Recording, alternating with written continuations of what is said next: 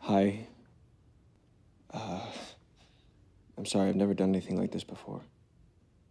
I don't really know what I'm supposed to say. So I just start talking about her? Okay.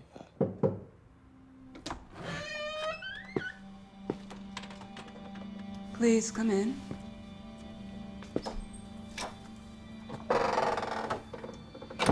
Continue, Noah. Right, so she was diagnosed with breast cancer when she was 30. She passed away a year ago. She was about to turn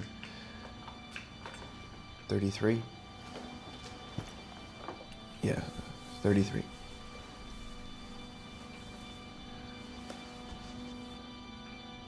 I don't know. I don't really know what else to say.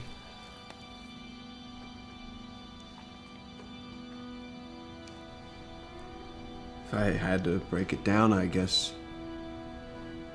I'm angry. I'm angry, and I've been angry for a while. I've started lashing out against my family members, so here I am. The fact that you can acknowledge that is an excellent start. Why don't you tell us a bit about who your sister was? The opposite of me. In all the best ways. She was a bookworm. She was a great student. She never settled for anything less than perfection.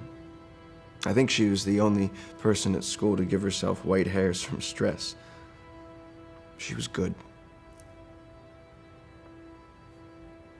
She's too fucking good for what she had to go through, and it isn't fair. You left the lights on again? Oh, God, I guess you just better throw me out.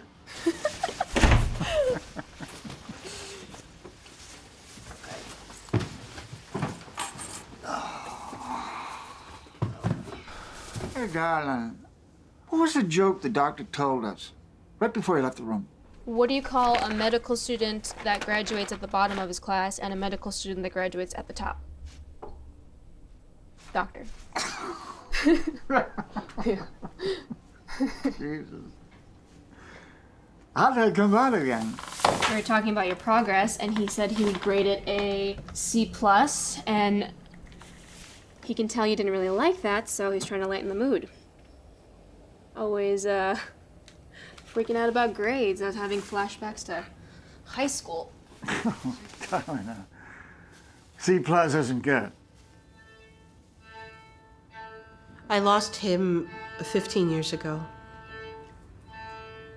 In that time, I've been very focused on my career, and honestly, I haven't had time to think about it. I kept thinking that my grief would fade, and I thought it did. But now I'm realizing that I might have just put it on the back burner 15 years later, and it feels like it just happened. I was kept in the dark with how sick he actually was. And I understand. My parents knew that if they were upfront with me about how severe it was, that I would scour the internet looking for answers and timelines and holistic medicine and just making myself crazy, but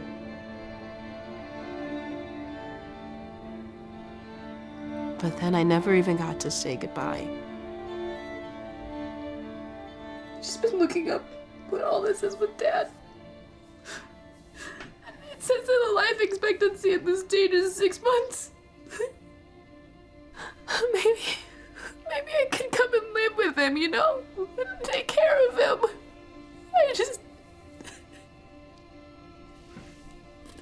I can hold everything here.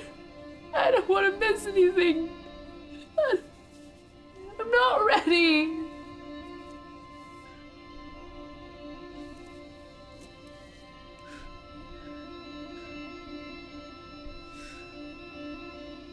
Sometimes we look to family members to be honest, the backbone, a confidant.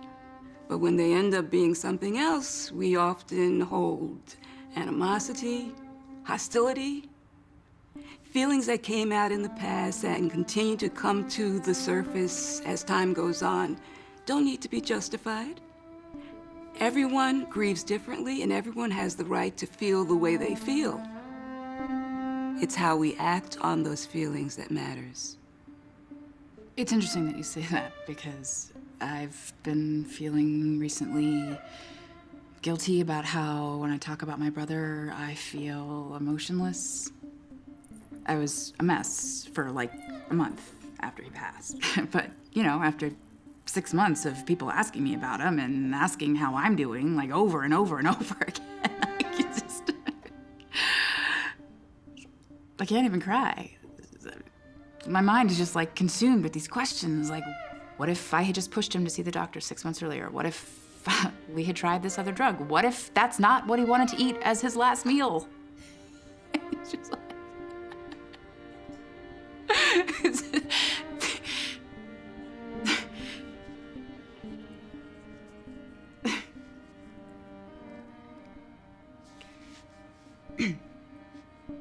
Maybe this is paranoid, but I feel like people are judging me. When he comes up in conversation, they think I'm being heartless.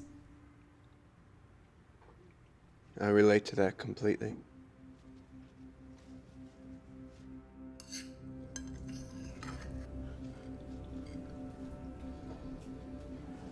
We just handle things differently. You also have to take into consideration the kind of relationship that Dad and I had. I mean, I loved him dearly, but we were dysfunctional. I wasn't Daddy's little girl.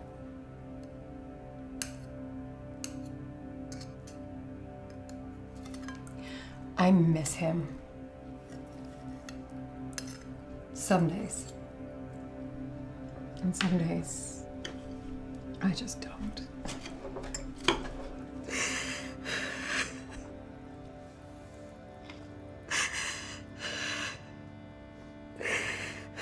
Can you tell us what you're feeling at this moment, Sophia? I just feel so hopeless that I'll never be happy again. I haven't gone a day, a single day without crying since she passed away, and it's almost 2 years. It's 2 years of crying. I'm exhausted. It may seem like there's no light at the end of the tunnel. That's why you're here. You mentioned earlier your mother's sense of humor.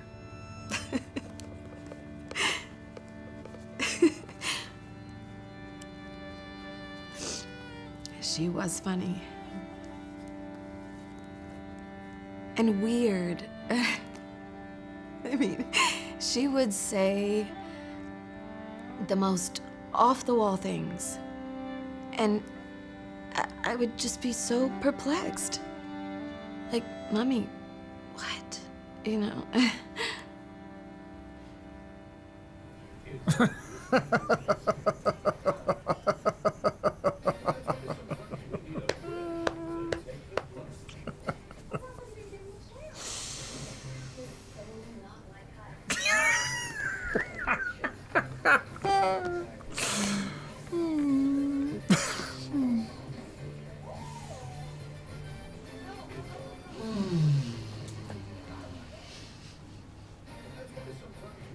Finally had that flat stomach you always wanted. Damn right. Mm-hmm. Yeah. Well, I've been eating better. Well, wait till there's another 10 pounds out. Some little extra bit of blubber just won't go away. Hold on a second. Are you trying to tell me that you think that you've lost 40 pounds due to healthy eating? It just coincidentally coincided with your chemotherapy? This is the first time in 2 decades I haven't been overweight.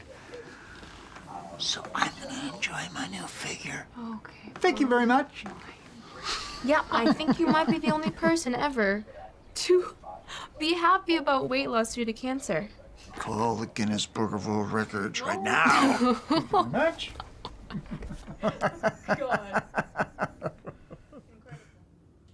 Lydia, would you like to share some feelings or memories about your father?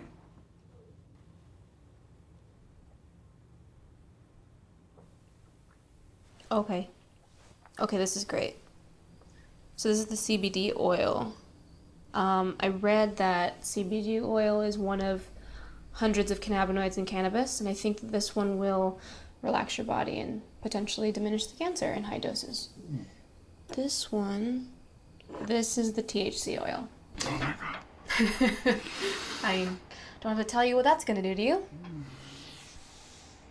I have no idea what you're talking about. Sure. How about we migrate out back? Really? Okay.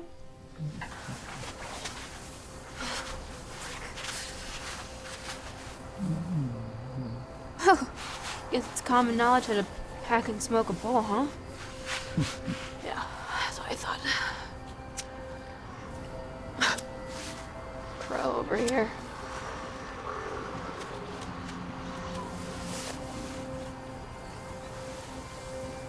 Not yet.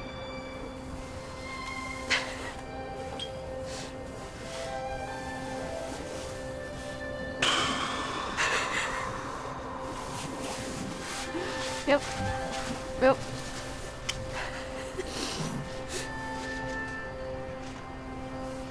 Love that ring. You know, when you were a little girl, you always used to play with that ring when I held your hand. Yep. Yeah.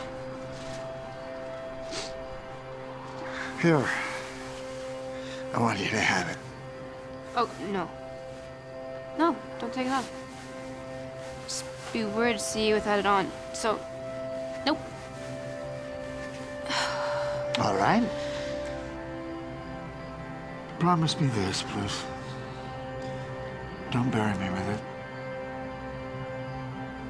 I want it to stay with you. All right?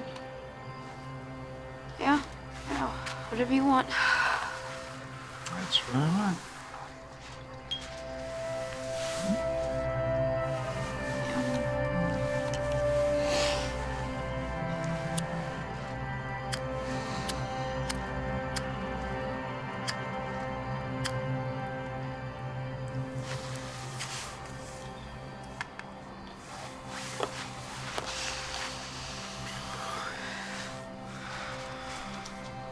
Not bad.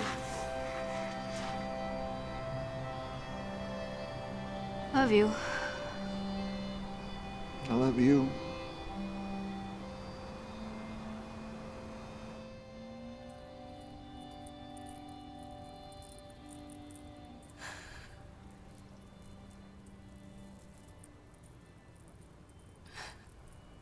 I held his hand for hours, watching him fight to breathe. And I kept looking at the clock because I wanted to know the exact minute. I wanted to put my hand on his chest because I just wanted to feel his heartbeat for the last time. And when I did that, I touched his chest, and immediately he snaps his head up and he looks at me with these clear eyes, and I knew that his lungs had given out because he was gasping for breath.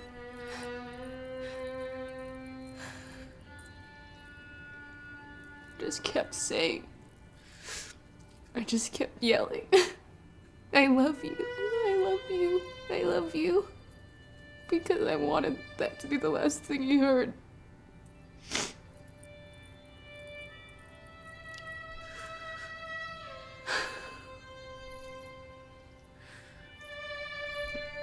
I'm glad that I got that time with him. But I'm haunted by the fact that he spent his last year on an earth in pain just to spend more time with me and Mary.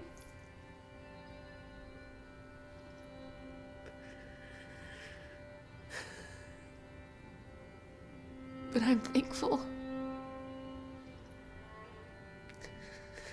I'm thankful to him. And I miss him. I miss him.